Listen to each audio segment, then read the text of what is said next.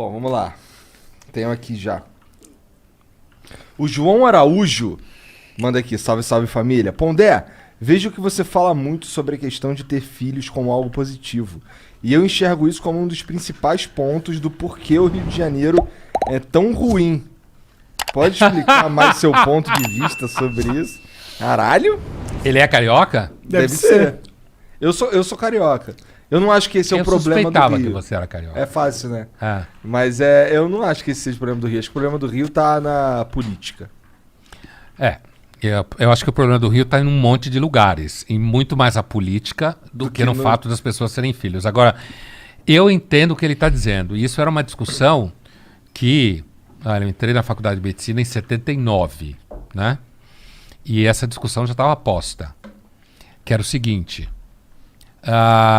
muitas pessoas têm muitos filhos e não têm condição material para bancar esses filhos.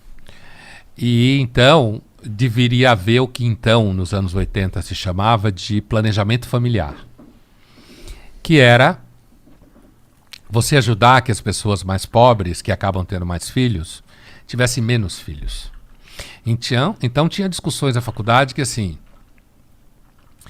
é ético você, por exemplo, fazer uma ligação de trompas de uma mulher que já teve 4 filhos e ela nem vai ficar sabendo? Ético não é. Então, mas essa era a discussão. Diante da necessidade do planejamento familiar, você, enquanto médico, poderia fazer isso? É claro que não é ético e não é legal. Mas ali na frente de batalha, ela não ia nem saber o que você estava fazendo, porque era uma cesárea, por exemplo, certo? Por conta disso, eu acho que é isso que está atrás do que ele está falando.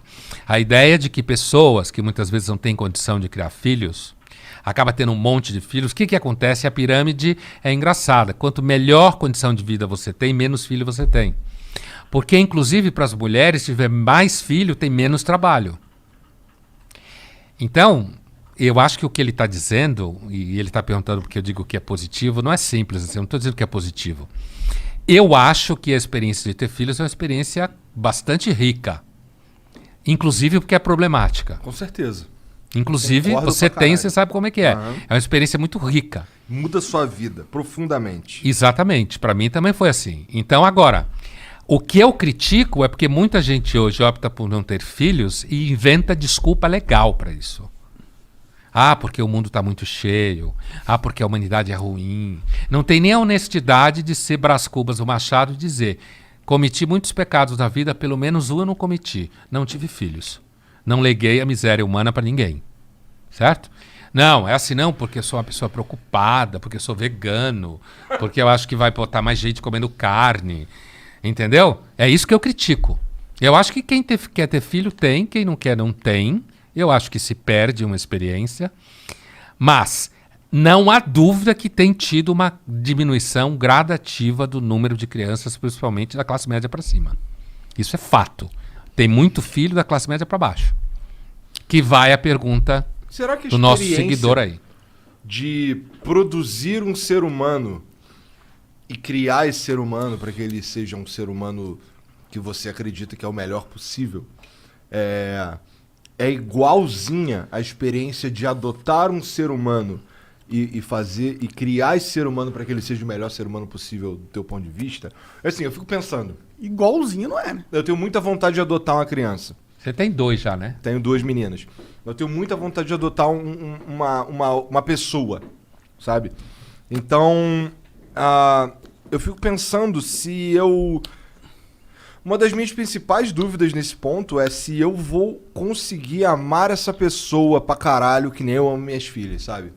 E eu não acharia justo adotar uma pessoa se fosse pra não amá-la como eu amo as minhas filhas.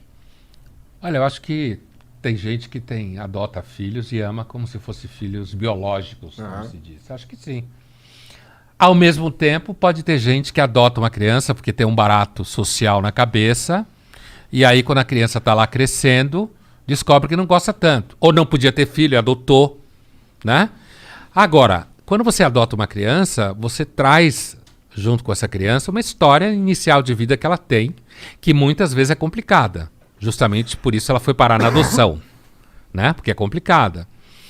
Mas eu acho que é possível pessoas, principalmente que não tiveram filhos e adota filhos, e ter um vínculo afetivo com essa criança tão poderoso quanto quem tem um filho biológico. Eu nunca tive vontade de adotar filhos, eu sempre quis ter filhos meus. Agora, eu nunca tive essa ideia de criar filhos para que eles fossem a melhor pessoa possível. Não? Não, nunca tive essa ideia. Essa é uma ideia um pouco recente. Você cria seus filhos pra quê? Qual que é o seu objetivo? O que você gostaria que seus filhos se Eu não tornassem? tive objetivo quando eu tive filhos. Eu simplesmente tive eles. Eu não tinha um objetivo. Mas você tem Né? direcionamentos que você dá como pai, né? Sim, mas isso sim. Isso sim, assim, estudar em escola tal, Assim, gostar de ler livro. as minhas filhas eu quero que elas gostem de jogar videogame, cara, que é um novo livro. Entendeu? Pra caralho. Pra caralho. Ah?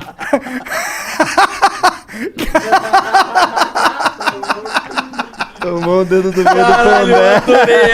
Pra caralho. Ó, novo livro aí! Ele nem viu o que eu fiz, né? Ele tava olhando pra baixo, ó. Pra caralho. Eu nem vi o dedo Novo do livro. Ah, pronto, agora eu vi.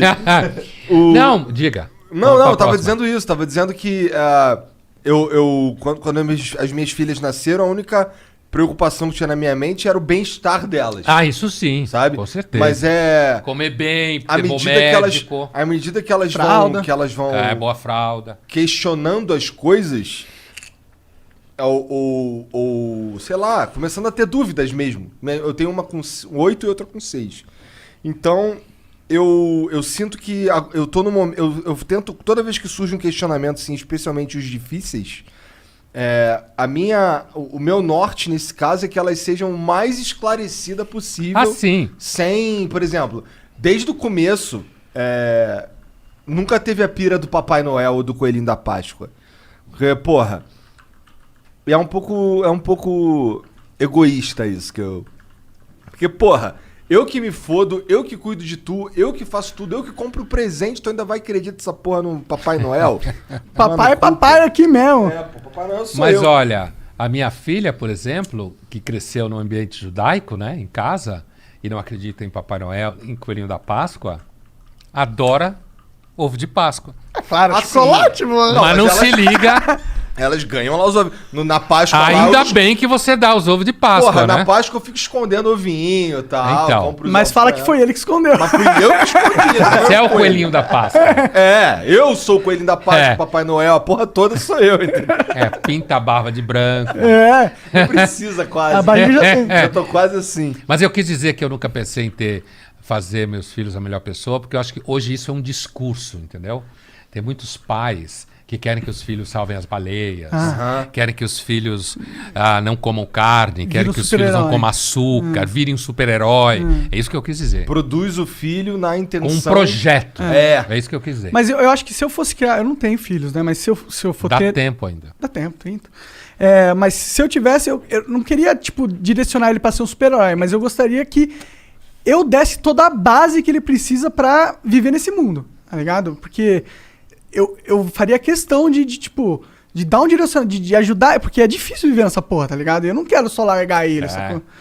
E que tem ter uma coisa, hein? Eles nunca são o que você esperava que fossem Imagina. quando crescem. Não tô falando nem de bem nem de mal, tô falando de Aham. que não é aquilo que você Imaginar. necessariamente pensa que é. O mundo nunca é o que a gente acha que é. É bem mais legal assim, eu acho. Bem mais legal. Senão não teria graça. O Davi Daço, ou David Davi Aço, sei lá, mandou aqui, salve, salve família. Professor, gosto muito do senhor, me considero um de seus alunos que a internet formou. Qual a sua opinião sobre destino? Estamos com o futuro escrito ou é algo para diminuir nossa angústia? PS, faz a ponte do Flow com o professor Clóvis de Barros, por favor. Ele nunca veio aqui? Nenhum deles. Só você é o único filósofo foda que vem aqui dar a graça. Dá a graça bonito. Pra quem acredita em Deus é papo sério. Dá a graça é papo sério. Olha, eu não acho que tem um destino. Eu não acho. Agora, Tu não eu acha acho que tem um que... destino, tu não acha que tem um propósito, tu não acha que tem Deus, Não, tu não acha que tem nada. Agora, eu acho que existem certas coisas na vida que funcionam um pouco como limites e parâmetros. Então, você tem um destino biológico, por exemplo, genético. Você tem um destino que é um pouco pautado pelo lugar onde você nasce. Total. Pela língua que você fala, pela época que você nasceu. Você não nasceu em 1500. Você nasceu no século XX, certo? Então, e vive no 21. Isso não é um destino, no sentido forte da palavra, mas isso dá certos limites e contextos que você não é completamente livre e dono de todo o destino. Mas eu não acho que existe um destino metafísico.